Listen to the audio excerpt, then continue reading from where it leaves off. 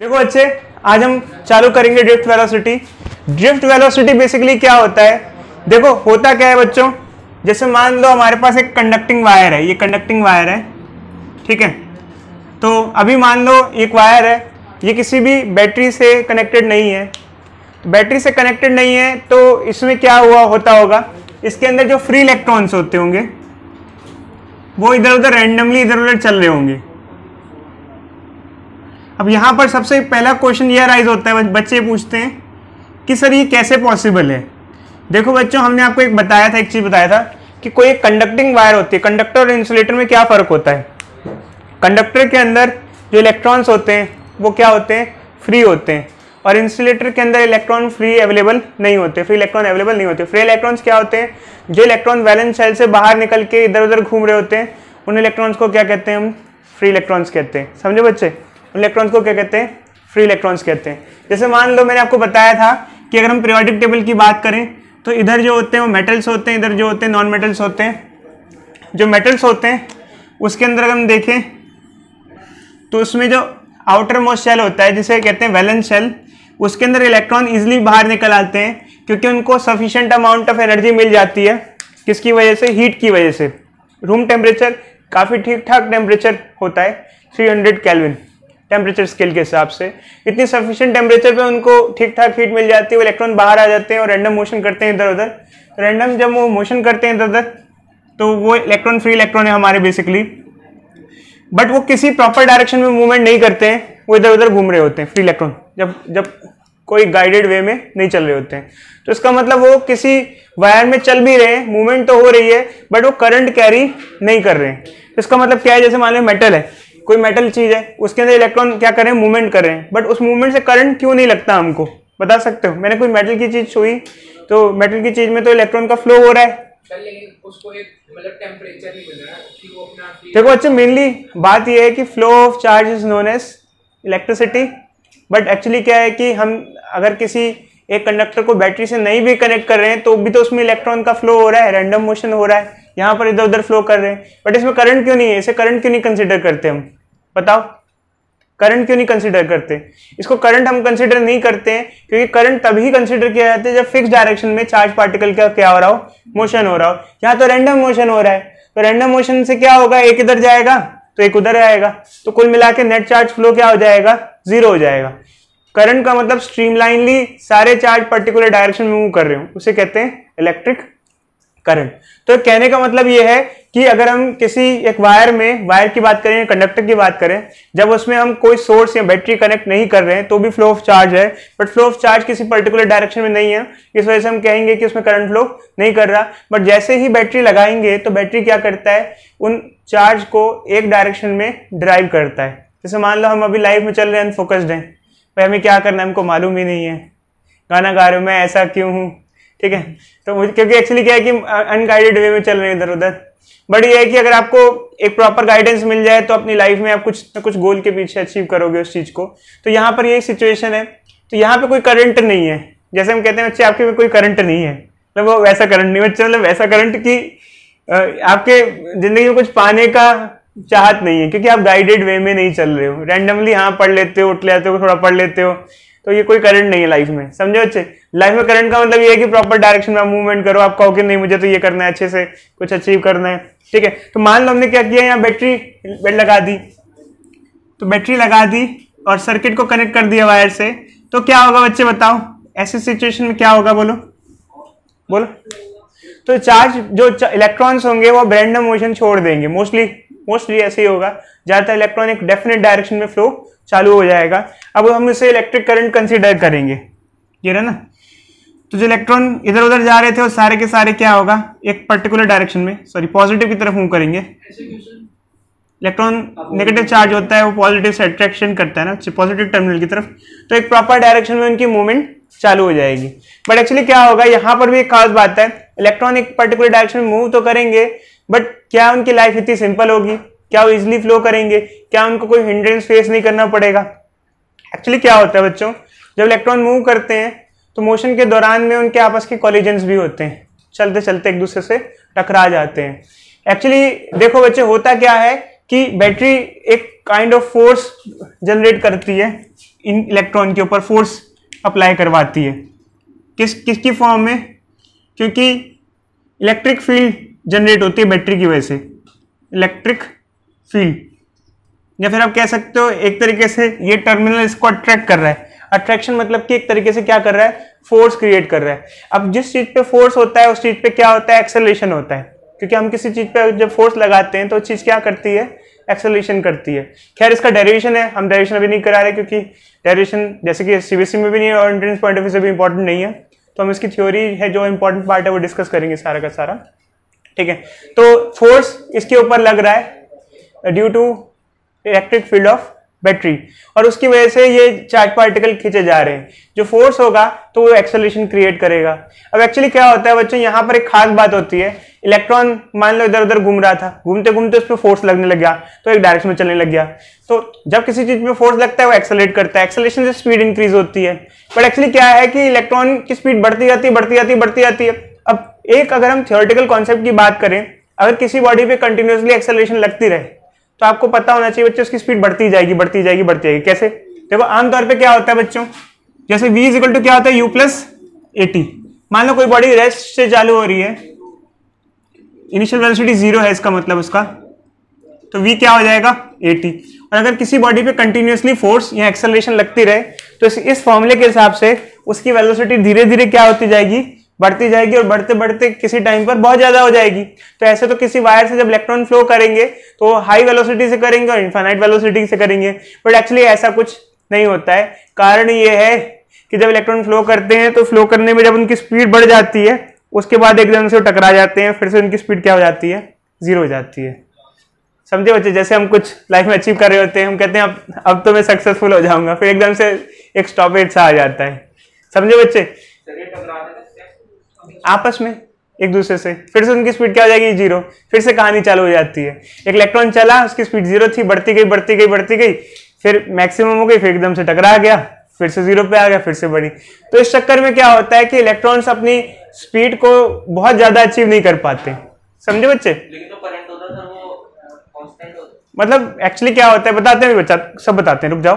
पहले ये समझ में आया कि ऐसे तो इलेक्ट्रॉन को इनफाइनाइट स्पीड अचीव करनी चाहिए थी, क्योंकि उस पर कंटिन्यूसली फोर्स लग रहा है। जिस बॉडी पे कंटिन्यूसली फोर्स लग रहा है उस पर कंटिन्यूसली एक्सेलरेशन लगेगी, और एक्सेलरेशन लगेगी तो स्पीड बढ़ेगी, और स्पीड बढ़ते बढ़ते बढ़ते बढ़ते कहां तक जा सकती है?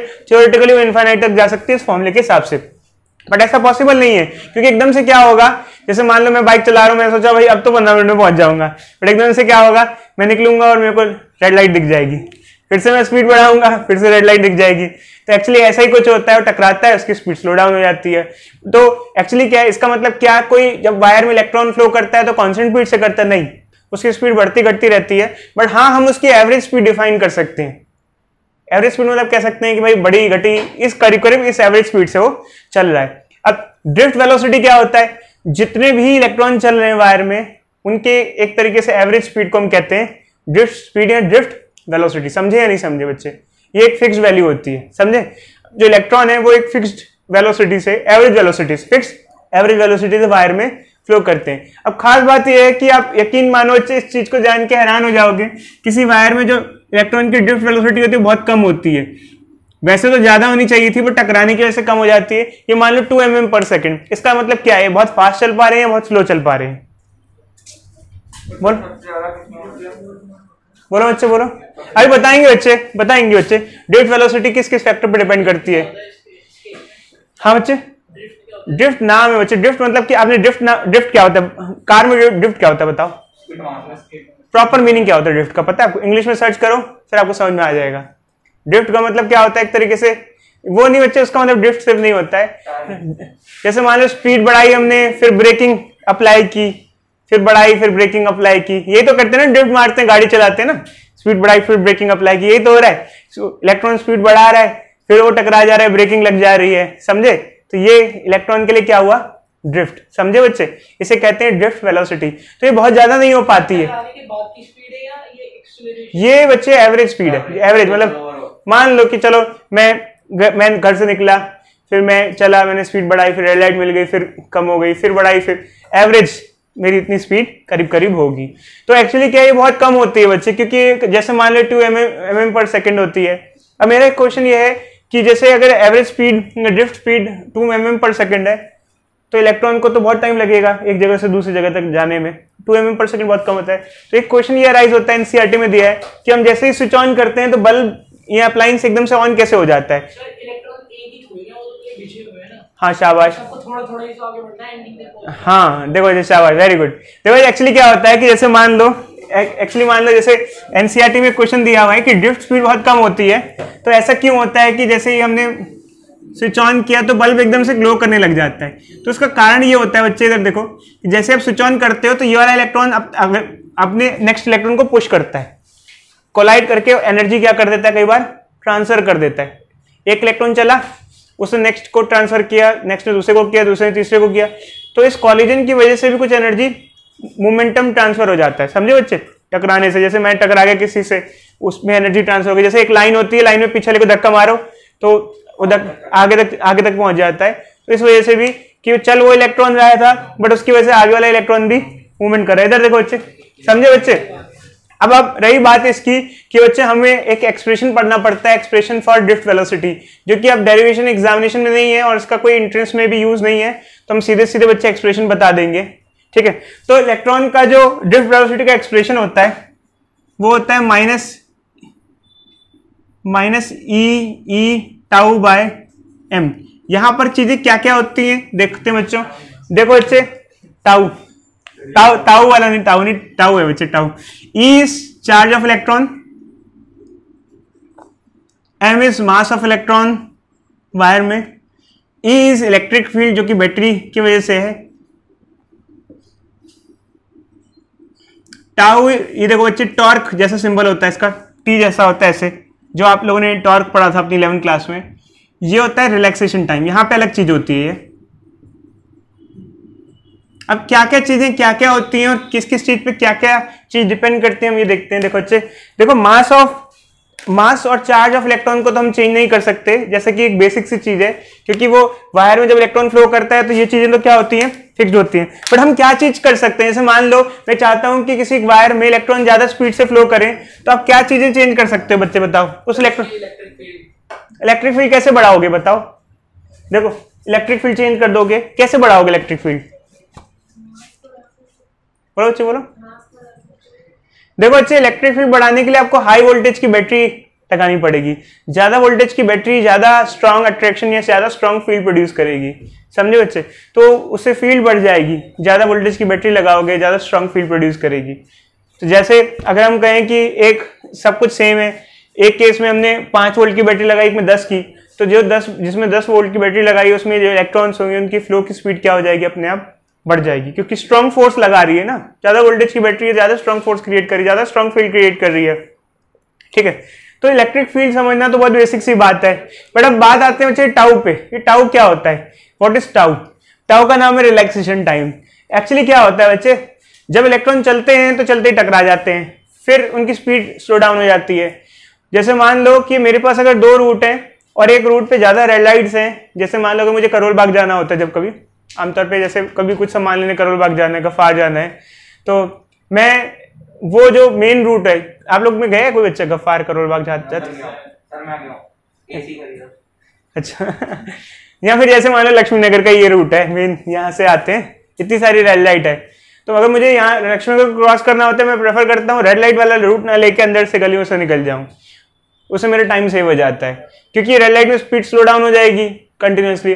तो एक्चुअली क्या है, रिलैक्सेशन टाइम क्या होता है बताते हैं बच्चे। होता क्या है, जब इलेक्ट्रॉन चलते हैं तो कोलाइड कर जाते हैं, कुछ देर बाद फिर चलते हैं, फिर कोलाइड कर जाते हैं।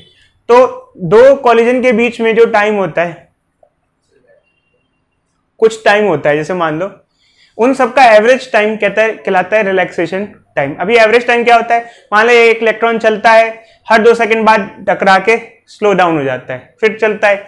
तो हमारी कोशिश क्या रहेगी कि वो इलेक्ट्रॉन कम से कम टकराए। हमारी कोशिश क्या रहेगी, रेड लाइट क्या हो, कम से कम हो। आजकल जो हाईवे वगैरह बन रहे हैं, बाईपास बन रहे हैं ना, बाईपास क्या होता है, सिटी से बाहर से निकल जाता है।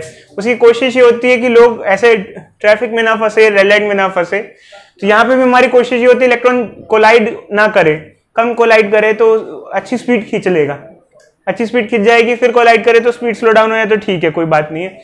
तो इससे हम कैसे कर सकते हैं, मेन कारण ये है कि हम चाहेंगे कि इलेक्ट्रॉन का कॉलिजन जल्दी जल्दी ना हो, स्लो स्लो हो। इसका मतलब क्या हो बच्चे, रिलैक्सेशन टाइम क्या होना चाहिए, रिलैक्सेशन टाइम ज्यादा हो, ज्यादा टाइम बाद कोलाइड करे, ज्यादा का मतलब ज्यादा टाइम में कोलाइड करे, जल्दी जल्दी कोलाइड ना करे। तो इससे हम कैसे, देखो रिलैक्सेशन टाइम अगर बढ़ जाएगा तो ड्रिफ्ट वेलोसिटी क्या हो जाएगी, बढ़ जाएगी। अब जैसे मान लो आप ही जा रहे हो रोड पे, अब लक्ष्मी नगर रेड लाइट से गुजरोगे तो आप कहोगे यार क्या स्पीड में गेन करूंगा, थोड़ा सा आगे बढ़ता हूँ फिर से रेड लाइट आ जाती है, फिर आगे बढ़ता हूँ फिर से रेड लाइट आ जाती है। भाई थोड़ी देर बाद रेड लाइट आए तो स्पीड कुछ अचीव कर भी लूँ और कुछ लंबा खींच भी लूँ व्हीकल को, समझे बच्चे। अब ये है, बट एक्चुअली क्या है कि हम इसको फिजिक्स के पॉइंट ऑफ व्यू से कैसे बैलेंस करते हैं, ये तो बच्चे एक जनरल बात हो गई। फिजिक्स के हिसाब से इसको अगर हमें मेंटेन करना है तो हम क्या कोशिश कर सकते हैं, हम कोशिश ये करें इलेक्ट्रॉन टकराए ना। इलेक्ट्रॉन नहीं टकराए तो उसके लिए क्या कर सकते हैं, उसके लिए हम टेम्परेचर को चेंज कर सकते हैं। देखो अच्छा, हमने आपको एक चीज बताई थी कि टेम्परेचर पे रिलैक्सेशन टाइम डिपेंड करता है। एक्चुअली कैसे करता है बताते हैं हम आपको। देखो ज्यादा गर्मी होगी तो ज्यादा फास्ट कॉलिजन होंगे। हमने लास्ट क्लास में एक चीज डिस्कस की थी कि गर्मी में लड़ाइयां क्या होती हैं, ज्यादा होती हैं। तो अगर वायर में ज्यादा टेम्परेचर होगा, टेम्परेचर रिलैक्सेशन टाइम जो होता है मेनली टेम्परेचर से एसोसिएटेड होता है। तो अगर टेम्परेचर ज्यादा होगा, टेम्परेचर को हम क्या करेंगे, टेम्परेचर को कम कर देंगे, उससे कॉलिजन्स क्या होंगे, वो कम हो जाएंगे। तो रिलैक्सेशन टाइम क्या हो जाएगा, बढ़ जाएगा, और ड्रिफ्ट स्पीड क्या हो जाएगी, बढ़ जाएगी। आई बात समझ में या नहीं आई बच्चे, कुछ पूछना है तो पूछ सकते हो आप लोग। तो करंट जो है वो ड्रिफ्ट वेलोसिटी की डायरेक्टली प्रोपोर्शनल होगा, क्योंकि ज्यादा स्पीड से इलेक्ट्रॉन फ्लो करेगा तो कम टाइम में ज्यादा चार्ज फ्लो करेगा। आई क्या होता है, क्यू बाय टी होता है। तो ज्यादा चार्ज फ्लो कर जाएगा तो करंट क्या हो जाएगा, बढ़ जाएगा। बट खैर इसकी एक रिलेशन भी हम डिराइव कराते हैं, इसका फॉर्मूला ये आता है NeAVD। खैर ये जो फॉर्मूला था जब मैं डिराइव भी कराता हूँ या करते हैं बच्चों, तो अभी वो अजीब तरीके से ही होता है। तो उस टाइम पे भी हम बच्चों को ऐसे कहते थे पढ़ लो, डेरिवेशन आता नहीं था एग्जामिनेशन में, बट इसका यूज बहुत इंपॉर्टेंट है। अब यूज कैसे इंपॉर्टेंट है इसको समझना बहुत जरूरी है। देखो अच्छा, किसी भी वायर में करंट फ्लो कर रहा है वो किन किन फैक्टर पे डिपेंड करता है, ठीक है। तो यहाँ पर देखो अच्छे, देखा जाए इधर देखो, इधर देखो अच्छे, क्या क्या है, एक तो ड्रिफ्ट वेलोसिटी है, ऑब्वियसली बात है, ज्यादा स्पीड से चार्ज फ्लो करेगा तो कम टाइम में ज्यादा चार्ज फ्लो कर जाएगा। दूसरा ये कि उसका चार्ज कितना है, E। चलो चार्ज तो चलो ये कांस्टेंट हो गया। दूसरा area of cross section, area of cross section जितना होगा भाई उतना ज्यादा चार्ज फ्लो कर पाएगा, और ऑब्वियसली बात है करंट उतना, बता रहे बच्चे बता रहे, एरिया जितना ज्यादा होगा, एरिया ऑफ क्रॉस सेक्शन जितना ज्यादा होगा उतना ज्यादा चार्ज फ्लो करेगा। जितनी ज्यादा ड्रिफ्ट वेलोसिटी होगी उतना ज्यादा चार्ज फ्लो करेगा, उतना करंट होगा मतलब। अब n एक खास बात होती है, n होता है number of free electron per unit volume. अब ये क्या चीज होती है बच्चे, इसको जानना भी बहुत जरूरी है। देखो बच्चों एक खास बात है, ये जानना जरूरी है n क्या होता है।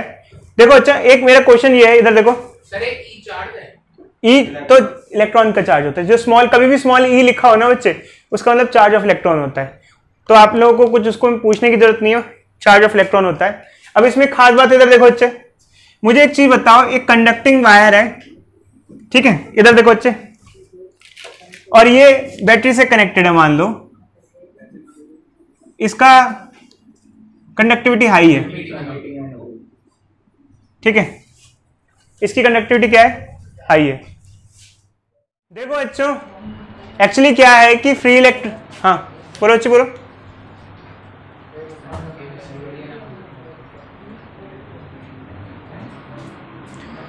देखो अच्छा, एक्चुअली क्या है कि जैसे अगर हम बात करें, अगर हम यहाँ पे बात करते हैं कि वायर है, एक का कंडक्टिविटी ज्यादा है, एक की कंडक्टिविटी कम है, मतलब एक के अंदर फ्री इलेक्ट्रॉन्स की संख्या ज्यादा है, एक के अंदर फ्री इलेक्ट्रॉन्स की संख्या कम है। अगर फ्री इलेक्ट्रॉन की संख्या ज्यादा होगी तो करंट को फैसिलिटेट, मतलब फ्लो करने में दिक्कत नहीं होगी, क्योंकि जितनी ज्यादा चार्जेस होंगे उतना, इधर देखो बच्चे, उतना बेसिकली एक पर्टिकुलर टाइम में ज्यादा चार्ज अमाउंट में फ्लो कर पाएगा। अब कंडक्टर इंसुलेटर में फर्क ये होता है कि इंसुलेटर में चार्ज ही नहीं होते फ्लो करने के लिए। अब जैसे मान लो लेट अस कंसीडर एक एग्जांपल लेते हैं, ये हमारे पास एक बल्ब है और अगर हम इंसुलेटिंग वायर कनेक्ट कर दें,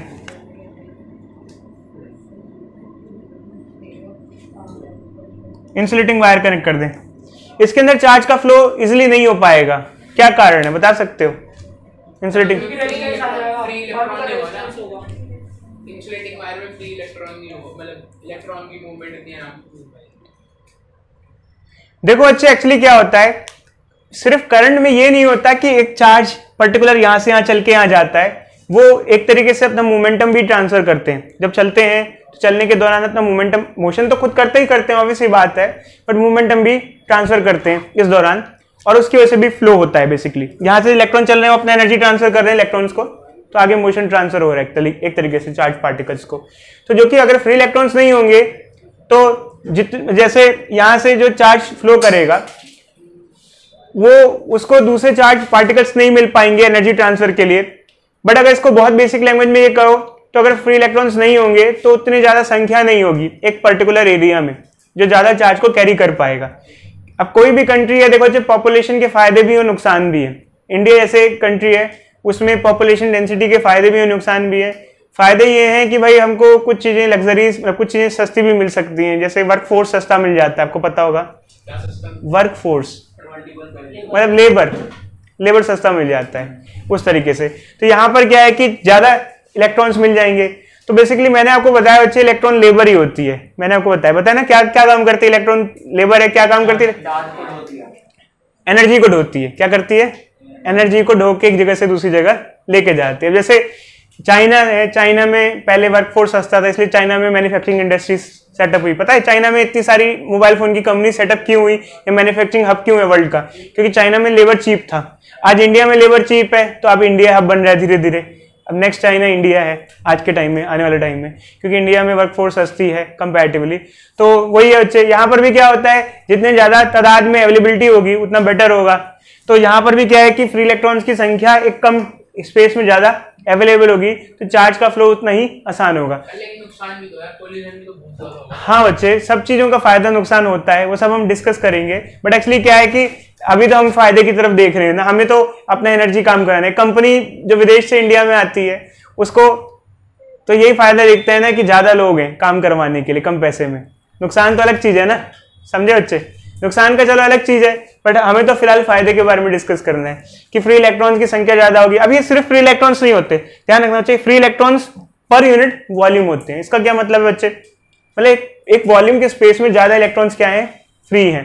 तो जितना ज्यादा free electrons per unit volume होगा उतना ज्यादा चार्ज, मतलब उतना ज्यादा करंट कैरी फ्लो, उतना फास्ट करंट फ्लो हो पाएगा। कोई डाउट बच्चों इस चीज को लेके बताओ जल्दी से। अब इस पे कुछ क्वेश्चन डिस्कस करेंगे हम जल्दी से। बोलो भाई। देखो अच्छे क्वेश्चन हमने आपको दिया है। इस क्वेश्चन में क्या दिया हमने कि एक वायर है हमारे पास, ये एक वायर है, ये क्वेश्चन हमने आपको दिया कंडक्टिंग वायर है, ठीक है। इसकी लेंथ कितनी है? L है। इससे हमने एक बैटरी कनेक्ट की है 20 वोल्ट की, ऐसे 20 वोल्ट की बैटरी कनेक्ट की हमने। तो मान लो इसमें जो इलेक्ट्रॉन मूव कर रहे होंगे इसकी कुछ ड्रिफ्ट वेलोसिटी होगी, इसको हम v1 मान लेते हैं, ड्रिफ्ट वेलोसिटी ऑफ इलेक्ट्रॉन। अब इसने क्या किया, कुछ सिचुएशन चेंज कर दी। क्या क्या चेंजेस कर दिए? अब जो है लेंथ को हाफ कर दिया, मतलब लेंथ अब L नहीं है, लेंथ क्या है अब L/2 है, और जो वोल्टेज है उसको हमने 2V कर दिया है।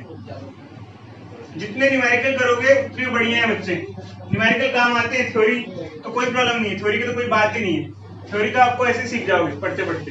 इधर देखो, तो यहाँ पर एक फॉर्मूला है बच्चे हमारे पास, I = NeVD, जो कि हम यूज करते हैं। पर अब सबसे पहला क्वेश्चन ये राइज होता है कि यहाँ करंट का कोई खास लेना देना नहीं दिख रहा है हम लोगों को। हमको मेनली लेना देना है वोल्टेज से और लेंथ से। ऐसा कोई एक्सप्रेशन चाहिए जिसमें वोल्टेज और लेंथ हो। तो अगर हम यहाँ चाहें कि वोल्टेज हो जाए तो हम क्या कर सकते हैं? I को क्या लिख सकते हैं? देखो बच्चे, रुको। हमें पता है कि V = क्या होता है? IR होता है। तो I क्या होता है? V/R होता है। अब एक क्वेश्चन यहाँ अराइज होगा कि करंट को हम V/R पुट भी करेंगे तो रेजिस्टेंस आ जाएगा। क्या रेजिस्टेंस को और सिंपलीफाई कर सकते हैं? रेजिस्टेंस की वैल्यू क्या होती है? R = क्या होता है? ρL/A हो जाता है। तो हम इसको थोड़ा और सिंपलीफाई कर देंगे, तो जगह ρL और A ऊपर आ जाएगा, ये फॉर्मूला बन जाएगा। अब इसमें क्या हमें कुछ चीजें देखो, क्या हमें इसमें डिजायरेबल रिजल्ट मिल पाएंगे? बिल्कुल। कारण क्या है, करंट को वोल्टेज और लेंथ की फॉर्म में हमारा फॉर्मूला आ जाएगा। करंट का जो फॉर्मूला है वो वोल्टेज और लेंथ की फॉर्म में आ जाएगा। समझे या नहीं समझे? L is length of wire and V is voltage. इधर देखो बच्चे, एक मिनट रुक जाओ बच्चों, कोई डिस्कशन पहले मत करो, बस देखते जाओ आप लोग, ठीक है? तो I की जगह क्या हो जाएगा? V A। कोई इसमें कोई दिक्कत हो तो मुझे बताओ, इसमें मैंने कुछ गलत कर दिया तो मुझे बता देना। इधर देखो, बट वैसे बीच में मत बोलना। इधर देखो, I की जगह क्या हो जाएगा? VA by rho L NEA VD। अब देखो बच्चे, अगर हम देखें यहाँ पर तो A से A कैंसिल हो जाएगा। ड्रिफ्ट वेलोसिटी को हमने यहाँ पे क्या मान रखा है? V1 मान रखा है, या V1 हो जाएगा ये, और कुछ कैंसिल होगा? नहीं होगा। तो V1 की वैल्यू क्या आ जाएगी? इसको नीचे भेज दो। V1 क्या हो जाएगा? Voltage by NE rho L, ये आ जाएगी drift velocity in first case. तो ऑनलाइन वाले बच्चों को कोई डाउट किसी को बोलो बच्चों, ये हमारा है। तो ड्रिफ्ट वेलोसिटी निकालनी है फर्स्ट केस में, हमने निकाल लिया। कोई डाउट बच्चों? बोलो भाई बोलो। अब सेकंड केस की हम बात करते हैं। देखो जी, खास करके वोल्टेज दिया हुआ है, वरना हम I इक्वल टू NEVD से कर सकते थे, बट वोल्टेज देने की वजह से हमें एक्सप्रेशन में वोल्टेज लानी पड़ेगी। तो करंट की जगह वोल्टेज की फॉर्म में लाए हम लोग वोल्टेज। फिर रेजिस्टेंस भी है, तो रेजिस्टेंस हमें नहीं पता, तो रेजिस्टेंस की हमने इक्वेशन पुट कर दी, क्योंकि रेजिस्टेंस भी दोनों का सेम नहीं होगा, क्योंकि दोनों की लेंथ क्या है? अलग अलग है। तो रेजिस्टेंस भी क्या होगा? अलग अलग होगा। तो रेजिस्टेंस की वैल्यू निकाल लो, फिर बाद में पुट कर दो। तो अब दूसरा एक्सप्रेशन है, अब इसका क्या होगा? इधर देखो, इसका क्या होगा इधर? तो इसकी NEAVD की जगह NEAVD की जगह V2 हो जाएगा, क्योंकि इसमें ड्रिफ्ट वेलोसिटी मान लो, इसमें जो इलेक्ट्रॉन की वेलोसिटी है वो V1 है, और इसमें जो जिस वेलोसिटी से इलेक्ट्रॉन चल रहे हैं मान लो V2 है, क्योंकि अलग अलग है। ठीक है बच्चों? अब क्या है बच्चों, बाकी सारी चीजें सेम होगी, N E और A सेम होगा, क्योंकि N क्या होता है? Number of electron per unit volume, वो तो नेचर ऑफ मटेरियल पे डिपेंड करता है। तो अगर मटेरियल सेम है, लेंथ चेंज की, तो उससे N पे फर्क नहीं पड़ेगा, ना ही E पे पड़ेगा, ना ही एरिया ऑफ क्रॉस सेक्शन पे पड़ेगा, क्योंकि हमें क्वेश्चन में ये नहीं दिया कि हमने area of cross section change किया है। समझे बच्चे? ये सारी चीजें सेम रहेंगी। अब इधर आएगा करंट। तो यहाँ करंट की वैल्यू क्या होती है? करंट क्या होता है? Voltage, area, resistivity, length. एक मिनट बच्चे, वोल्टेज की जगह यहाँ क्या आ जाएगा? अगर यहाँ में पुट करना है, जैसे करंट की वैल्यू पुट करनी है, यहाँ आएगा ना I की जगह, जैसे I या I2 मान लो करंट की जगह क्या आएगा? वोल्टेज की जगह क्या आ जाएगा? यहाँ वोल्टेज की जगह क्या आ जाएगा? जैसे 2V। एरिया तो सेम ही रहेगा A, ठीक है? रेजिस्टिविटी सेम रहेगी। लेंथ की जगह क्या हो जाएगा? L/2, और NEAV2 आ जाएगा। अब हम क्या करेंगे बच्चे? इसे सिंप्लीफाई करेंगे। फिर सिंप्लीफाई करने का क्या करेंगे? दोनों जो इक्वेशन आई है उनको क्या कर देंगे? डिवाइड कर देंगे। देखो यहाँ पर क्या होगा? देखो बच्चे, ये 2 की जो है नीचे, ये ऊपर चला जाएगा। 2 जो नीचे है वो ऊपर चला जाएगा। क्या आ जाएगा? 4VA रो L NEAV2, और A से कैंसिल हो जाएगा, A से कट जाएगा। तो V2 की वैल्यू है वो क्या आ जाएगी यहाँ पे? बोलो सर। 4B और में NEA। थोड़ी जगह बना लो।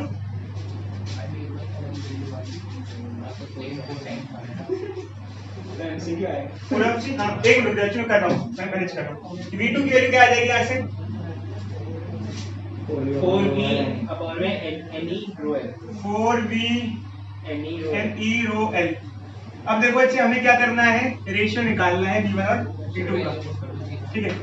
या फिर वैल्यू पुट कर दो, अच्छी बात है। V इसकी वैल्यू क्या है? V1 है। इसकी वैल्यू क्या है? V1 है। तो क्या आ जाएगा? 4V1। तो ड्रिफ्ट वेलोसिटी क्या हो गई? 4 टाइम्स हो गई। अब देखो बच्चे, जो प्रॉब्लम है, लेंथ चेंज होगी तो एरिया भी चेंज होगा। देखो बच्चों, हमारा एक क्वेश्चन दिया हुआ है, हमारे पास एक वायर है, एक कंडक्टर्स की लेंथ L है, इसमें V वोल्ट की बैटरी कनेक्ट की गई है। अगर इसमें V वोल्ट की बैटरी कनेक्ट की गई है तो इसमें कुछ ड्रिफ्ट स्पीड होगी V1। अब क्या किया हमने? इसकी लेंथ को क्या कर दिया? हाफ कर दिया, और बैटरी की वोल्टेज को ट्वाइस कर दिया। अब कुछ ड्रिफ्ट वेलोसिटी होगी V2। अब V1 और V2 का रेशियो निकालना है। इधर देखो अच्छी जल्दी से, हम लोग क्या यूज करेंगे? फॉर्मूला क्या होता है? I equal to NEVD। But यहाँ करंट का तो कोई रिलेशन नहीं, हमको वोल्टेज दी हुई है। इधर देखो, तो करंट को हम क्या लिखते हैं? करंट होता है वोल्टेज बाय रेजिस्टेंस। रेजिस्टेंस की वैल्यू क्या होती है? रो एल बाय यहाँ पुट कर दिया। करंट की वैल्यू क्या हो गई? Voltage into area bye resistivity into length. ये वैल्यू हमने यहाँ पुट कर दी। इससे हमारे पास फर्स्ट इक्वेशन में ये रिजल्ट आ गया, और जो इलेक्ट्रॉन की ड्रिफ्ट वेलोसिटी है वो नीचे ले गए तो ये आ गई।